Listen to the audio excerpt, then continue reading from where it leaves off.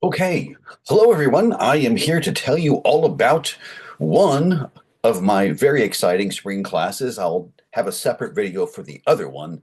For this video, I'm going to talk about what I'm calling Global Hotspots, the next chapter. Many of you may have known that I've taught Global Hotspots 1, 2, and 3 previously.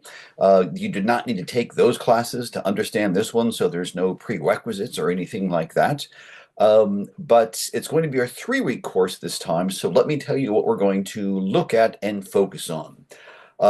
First up, we're going to look at the Korean Peninsula because, yes, North Korea has morphed into even more of a threat than it was. But if you have been following the news, you'll know that democracy in South Korea is really having a hard time right now.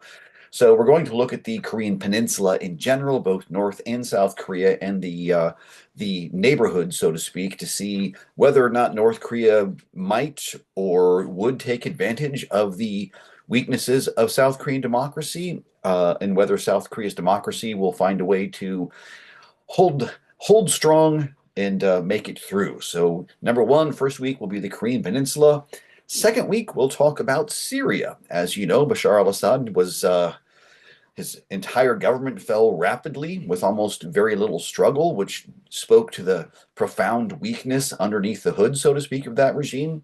There's fears that, what's going to come next? Is it going to be a theocratic state on the nature of Iran? Is it going to be uh, a vibrant democracy? Is it going to be a place where groups like the Islamic State can regroup?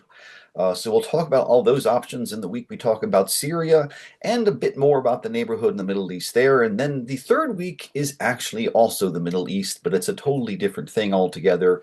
I had some requests to do a class on this, and I'm not doing the whole class on it, but I will do one full lecture on it, and that will be Israel Gaza.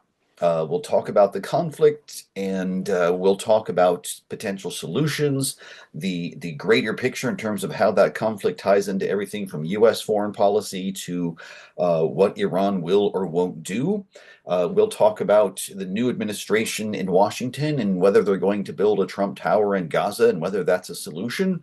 Lots of stuff to talk about. So those are the 3 weeks of global hotspots. I do hope to see you there. And like I said, I'll make another video for my other spring class. So until you see that one, see you soon.